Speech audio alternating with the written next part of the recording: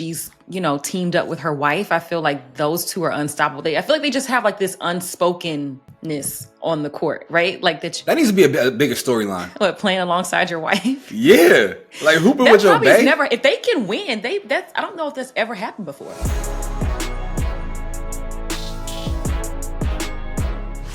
The WNBA playoffs are just getting better and better and better and more surprising, Samaria. All right, we saw the Las Vegas Aces get taken to a Game 5 against the Indiana Fever. And then the shock of the playoffs, to me, the Minnesota Lynx get knocked out of the playoffs by the Phoenix Mercury. And I don't think anybody saw the Mercury going on this kind of run. They were largely, disregarded coming into this season. A lot of new players, a lot of new entities, but they had retooled this roster. Now, granted, Napheesa Collier did not play yesterday out because she was injured on that last play in Game 3. The coach was suspended as well for Game 4.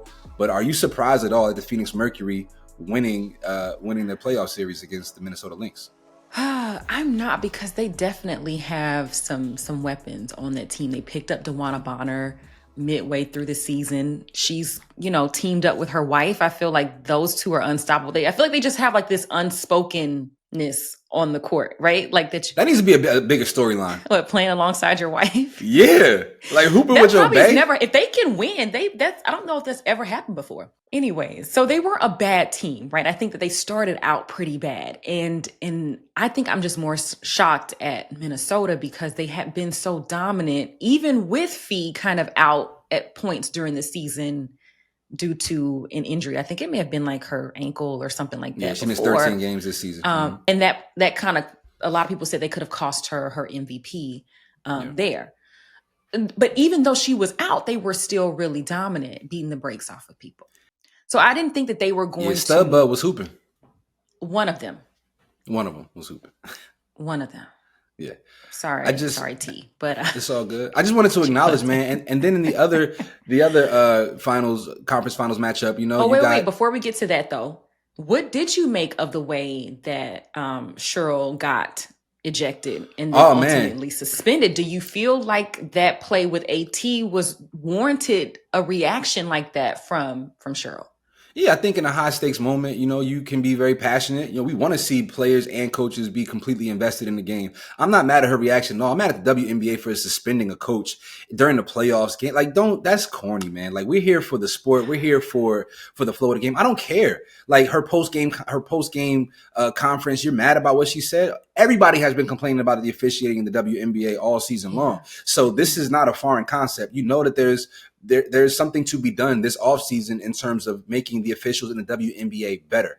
And if you don't address that, then you're going to continue to have instances and moments like this. But similar to how I felt about when Draymond Green was suspended in the NBA finals years ago against the Cleveland Cavaliers, I don't like it. I want the best players, the best coaches on the floor, on the court at all time in high leverage moments. I don't care about politics and optics. I want the best of the best in critical moments during critical moments. And I do feel like that matchup was overly physical. The fact that Napheesa Collier did not shoot a single free throw in that game is baffling to me because I mean, Alyssa Thomas was all over her. Yeah. I couldn't tell if that last play was a foul or not because she did make contact with the ball before they banged knees and Napheesa ended up ultimately rolling her ankle. Tricky play there, but in general, like, I just, it's unfortunate that Napheesa got injured and the coach got suspended. It's whack the way it ended. But the Indiana Fever also pushed their series against the Aces to a Game 5. So that's going to be interesting, doing this without Caitlin Clark. So it's been a phenomenal WNBA playoffs. Been a lot of discourse about Sophie Cunningham kind of pulling a little bit of an Angel Reese that we talked about earlier this season. She shooed away. Well, Angel hit the clipboard, but she kind of shooed away. It was January, wasn't it? Isn't that who she shooed away?